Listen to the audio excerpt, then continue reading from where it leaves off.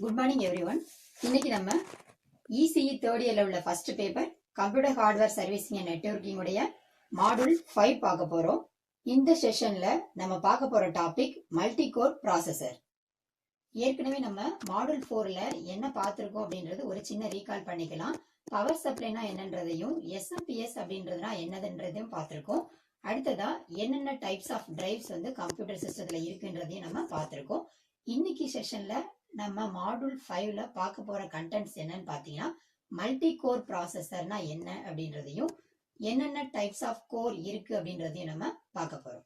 First multi core processor அப்படின்னா என்னன்னு பாக்குறதுக்கு முன்னாடி ப்ராசஸர்னா என்னன்றதை நம்ம தெரிஞ்சுக்கலாம். ப்ராசஸர் அப்படின்றதுனா நமக்கு என்ன ஞாபகம் வரும்னா it is a brain of a computer system அப்படின்றது ஞாபகம் வரும். ஏன் பிரெயின் சொல்றோம்? இங்கதான் எல்லா விதமான ப்ராசஸிங்கும் நடக்குது இல்லையா? சோ நம்ம கொடுக்கக்கூடிய டேட்டாவை உள்ள வாங்கி என்ன செய்ய சொல்லியிருக்காங்கன்றத தெரிஞ்சுக்கிட்டு அதை எக்ஸிக்யூட் பண்ணி அவுட்புட்டை கொடுக்கறது தான் இந்த ப்ராசஸரோட முக்கியமான வேலை இல்லையா? சோ அதனாலதான் இந்த ஃபங்க்ஷன்ஸ் பாத்தீங்கன்னா ஃபெட்ச் பண்ணும், டீகோட் பண்ணும், என்ன செய்ய சொல்லியிருக்காங்க அப்படின்றத டீகோட் பண்ணும், அடுத்ததா எக்ஸிக்யூட் பண்ணும், ஃபைனலா ஸ்டோர் பண்ணும். இதுதான் ப்ராசஸருடைய மெயின் ஃபங்க்ஷன். அடுத்ததா இப்ப மல்டி கோர் ப்ராசஸர்னா என்னன்னு பார்க்க போறோம். இத பார்க்கறதுக்கு முன்னாடி ஒரு சிம்பிளா எக்ஸாம்பிள் எடுத்துட்டு பார்த்தோம்னா இது ரொம்ப ஈஸியா அண்டர்ஸ்டாண்ட் ஆகும். என்னன்னு பாத்தீங்கன்னா ஒரு பெரிய டாஸ்க், அதாவது ஒரு பெரிய ஒர்க் வந்து நம்ம கிட்ட இருக்கு.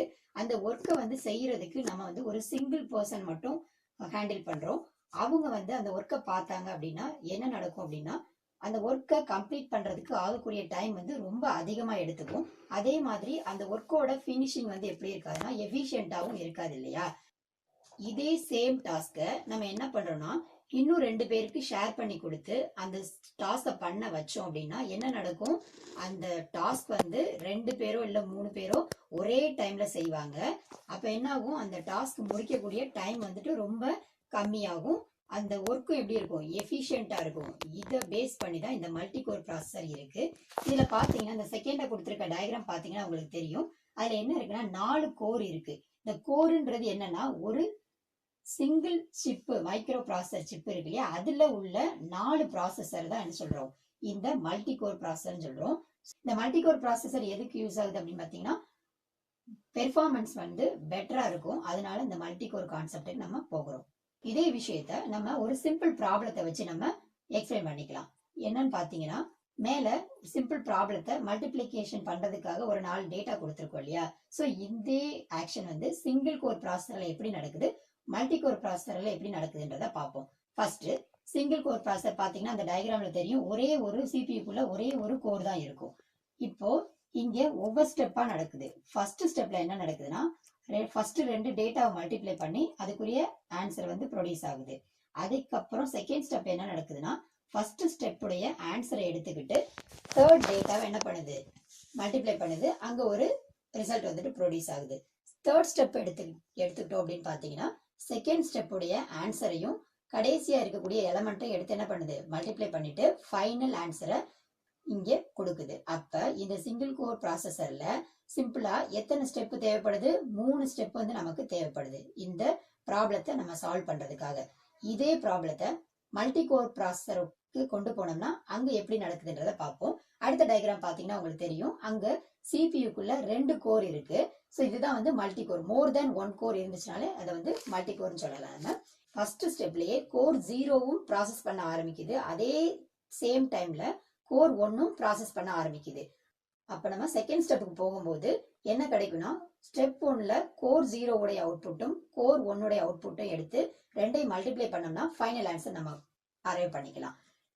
இதுல இருந்து நம்ம அண்டர்ஸ்டாண்ட் பண்ணிக்கலாம் சிங்கிள் கோர் மைக்ரோ ப்ராசஸர்ல நமக்கு வந்து 3 ஸ்டெப்ஸ் வந்து தேவைப்பட்டுச்சு. மல்டி கோர் ப்ராசஸரை பொறுத்தளவுக்கு நமக்கு என்ன ஸ்டெப் தேவைப்படுது? 2 ஸ்டெப் தான் தேவைப்படுது. இதனால நமக்கு என்ன பெனிஃபிட்னு பாத்தீங்கன்னா டைம் வந்து ரொம்ப சேவ் ஆகும். அடுத்ததா நீங்க பாக்குறது block diagram of multi core processor. இந்த பிளாக் டயக்ராம் பாத்தீங்கன்னாலே தெரியும் உங்களுக்கு 2 கோர் இருக்கும். தட் இஸ் 2 ப்ராசஸர் இருக்கும். இந்த 2 ப்ராசஸருடைய ஒர்க் என்னன்றதை பார்ப்போம். ஃபர்ஸ்ட் ஒரு சைட்ல உள்ள ப்ராசஸர் வந்து என்ன பண்ணுது அப்படின்னா ஃபெட்ச் பண்ணி நம்ம கிட்ட இருந்து டேட்டா வாங்கி டேட்டா அண்ட் இன்ஸ்ட்ரக்ஷனை வாங்கி ஃபெட்ச் பண்ணி அதை டீகோட் பண்ணி என்ன பண்ணுது? ப்ராசஸ் பண்ணுது. அதை வந்து ஸ்டோர் பண்ணிக்குது. அதே சேம் டைம்ல இன்னொரு ப்ராசஸர் என்ன செய்யும், அட் அ டைம்ல ஒர்க் பண்ணிக்கிட்டு இருக்கும். இதே ஒர்க்கை தான் அந்த இது என்ன செய்யும், ஃபெச் பண்ணிட்டு டீகோட் பண்ணிட்டு அதை எக்ஸிக்யூட் பண்ணிட்டு சேவ் பண்ணிக்கும் இல்லையா.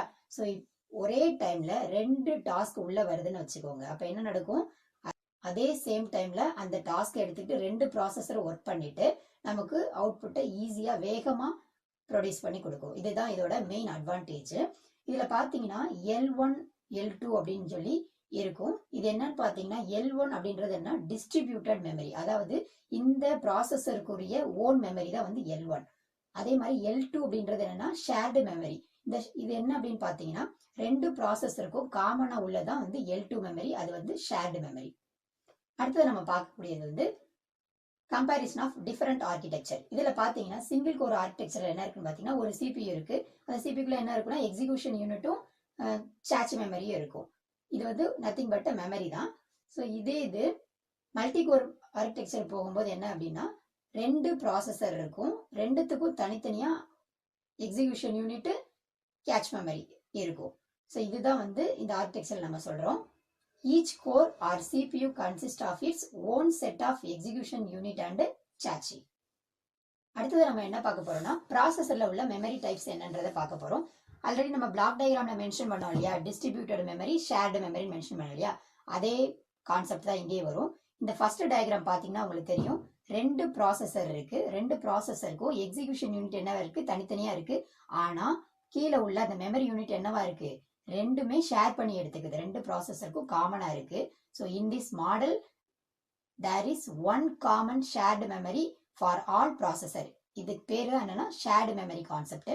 அடுத்தது நெக்ஸ்ட் டயக்ராம் போனீங்கன்னா உங்களுக்கு தெரியும், இந்த மாடல்ல பாத்தீங்க அப்படின்னா CPU இருக்கு, ஒவ்வொரு CPUக்கும் எக்ஸிகியூஷன் யூனிட்டும் இருக்கு, மெமரி யூனிட்டும் இருக்கு. ஸோ இது வந்து என்னன்னா இன் this model each processor has its own local memory இருக்கும். ஸோ இந்த கான்செப்ட் பேர் தான் வந்து டிஸ்ட்ரிபியூட்டட் மெமரின்னு சொல்றோம். அடுத்த டாபிக் என்னன்னு பாத்தீங்கன்னா types of processor on the base of number of cores, அதாவது எத்தனை கோர் இருக்குன்றதை பொறுத்து அந்த ப்ராசஸரை பிரிக்கிறோம். அது என்னென்னன்றதை பாக்குறோம். ஃபர்ஸ்ட் டயக்ராம் நீங்க பாத்தீங்கன்னா தெரியும், அதுல எத்தனை இருக்குன்னா 2 கோர் இருக்கு. ஸோ 2 கோர் இருக்கிறதுனால அந்த ப்ராசஸருடைய பேர் என்னன்னு பாத்தீங்கன்னா டுயல் கோர் ப்ராசஸர். இது ஒரே சிப்ல 4 கோர் இருந்துச்சு அப்படின்னா அது வந்து குவாட் கோர் ப்ராசஸர் சொல்றோம். அட் த சேம் டைம் இதே மாதிரி 8 கோர்ஸ் இருந்துச்சு அப்படின்னா அந்த ப்ராசஸருடைய பேர் வந்து ஆக்டா கோர் அப்படின்னு சொல்லி சொல்றோம். அடுத்ததா மல்டி கோர் ப்ராசஸருடைய டிஸ்அட்வான்டேஜஸ்லாம் என்னன்றதை பார்க்க போறோம். ஃபர்ஸ்ட் பாயிண்ட் என்னன்னா சிங்கிள் கோர் ப்ராசஸரை கம்பேர் பண்ணும்போது இந்த மல்டி கோர் ப்ராசஸருடைய காஸ்ட் வந்து அதிகமா இருக்கும். செகண்ட் பாயிண்ட் என்னன்னு பாத்தீங்கன்னா சிங்கிள் கோர் ப்ராசஸரோட எஃபிஷியன்சி அப்படியே வந்து மல்டி கோர் ப்ராசஸர்ல டபுள் ஆகும் அப்படின்றத நம்ம என்ன செய்ய முடியாது, பிராக்டிக்கலா நம்ம சொல்ல முடியாது. ஒரே டைம்ல நிறைய ப்ராசஸர் ஒர்க் ஆகிட்டு இருக்கிறதுனால இந்த மல்டி கோர் ப்ராசஸர்ல பேட்டரி ட்ரைனேஜ் வந்து ரொம்ப அதிகமா இருக்கும். அடுத்ததா applications of multi core processor: video editing, encoding, 3D gaming, powerful graphics solution and multimedia application. இந்த மாதிரி இடங்கள்ல எல்லாத்துலயும் மல்டி கோர் ப்ராசஸர் இருந்துச்சு அப்படின்னா நம்மளோட ஒர்க் வந்து ஃபாஸ்டாவும் எஃபிஷியன்டாவும் இருக்கும். அடுத்ததா அப்ளிகேஷன் ஓரியன்டா நம்ம செக்ஷனுக்கு வந்திருக்கோம். இதுல என்ன பார்க்க போறோம்னு பாத்தீங்கன்னா இப்ப கோர் பத்தி பார்த்தோம் இல்லையா, அதாவது 2 கோர், 4 கோர், 8 கோர்னு சொல்லி பார்த்தோம் இல்லையா. இதே மாதிரி நம்மளுடைய ஓன் பிசி அல்லது லேப்டாப்ல எத்தனை கோர் இருக்கு அப்படின்றத நம்ம தெரிஞ்சுக்கலாம். அது என்ன பண்ணணும் அப்படின்னு பாத்தீங்கன்னா அதுக்குரிய ஆப்ஷன்ஸ் நான் கொடுத்துருக்கேன். என்ன செய்யணும்ன்றத எக்ஸ்பிளைன் பண்றேன். ஃபர்ஸ்ட் ஸ்டார்ட்ல போகணும், மை கம்ப்யூட்டர் இருக்கு இல்லையா, அதை ரைட் கிளிக் பண்ணணும். ரைட் கிளிக் பண்ணீங்கன்னா ப்ராப்பர்ட்டிஸ் அப்படின்ற ஒரு ஆப்ஷன் வந்து அப்பியர் ஆகும். ஸோ அந்த ப்ராப்பர்ட்டிஸை கிளிக் பண்ணீங்க அப்படின்னா அடுத்த விண்டோ வந்து ஓப்பன் ஆகும். அந்த விண்டோல ப்ராசஸர் அப்படின்னு சொல்லி இருக்கும். அந்த ப்ராசஸர் வந்து நம்மளுடைய சிஸ்டத்துல என்ன ப்ராசஸர் இருக்கு அப்படின்றத அது வந்து என்ன பண்ணும், டிஸ்பிளே பண்ணும். அதுல நீங்க பாத்துட்டீங்கன்னா எத்தனை கோர் இருக்கு அப்படின்றத என்ன செய்யும், அது டிஸ்பிளே பண்ணும். இந்த ஆப்ஷனை இன்னொரு இடத்துல பார்க்க முடியும். எங்கன்னு பாத்தீங்கன்னா உங்களுடைய டெஸ்க்டாப் உடைய டாஸ்க் பார்ல வச்சு ரைட் கிளிக் பண்ணீங்க அப்படின்னா டாஸ்க் மேனேஜர் அப்படின்னு சொல்லி ஒரு ஆப்ஷன் அப்பியர் ஆகும். அந்த ஆப்ஷனை கிளிக் பண்ணீங்க அப்படின்னு சொன்னீங்கன்னா ஒரு விண்டோஸ் டாஸ்க் மேனேஜர் அப்படின்ற விண்டோ வந்து ஓபன் ஆகும். அந்த விண்டோல பெர்ஃபார்மன்ஸ் அப்படின்ற டேபை கிளிக் பண்ணீங்க அப்படின்னா இதுல என்ன காமிக்கும்னா CPU யூசேஜ் எத்தனை % இருக்கு, மெமரி எவ்வளவு இருக்கு அப்படின்றது என்ன செய்யும், அது வந்து காட்டிட்டு இருக்கும். ஸோ அதில் நீங்கள் பார்த்தீங்கன்னா தெரியும்.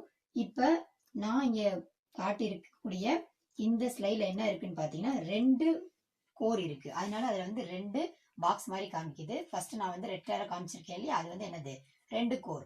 இது 4 கோர் இருந்துச்சு அப்படின்னா அந்த இடத்துல என்ன காமிக்கும், 4 பாக்ஸ் வந்து காமிக்கும். ஸோ இதை வச்சு நம்மளோட சிஸ்டம்ல எத்தனை கோர் இருக்கு அப்படின்றத நம்ம என்ன செஞ்சுக்கலாம், தெரிஞ்சுக்கலாம். அதில் பார்த்தீங்கன்னா இந்த CPU யூசேஜில் எத்தனை பெர்சன்டேஜ்ன்றதை காட்டும். இது எதை மென்ஷன் பண்ணுது அப்படின்னா, எந்தெந்த அப்ளிகேஷன் நம்ம யூஸ் பண்றோம்னு பார்த்தோம்னா அந்த அப்ளிகேஷனுக்கு அந்த CPU யூசேஜ் எவ்வளவு எடுத்துக்குது அப்படின்றத பெர்சன்டேஜ்ல காட்டும். மோஸ்ட்லி இந்த பெர்சன்டேஜ் வந்து 80%க்கு மேல இருக்காம பார்த்துக்கணும். ஹெவியான அப்ளிகேஷன்லாம் இன்ஸ்டால் பண்ணோம் அப்படின்னு பார்த்தீங்கன்னா அதில் வந்து 80%க்கு மேலே காமிச்சிச்சு அப்படின்னா அதை வந்து நம்ம அன்இன்ஸ்டால் பண்ணிக்கலாம்.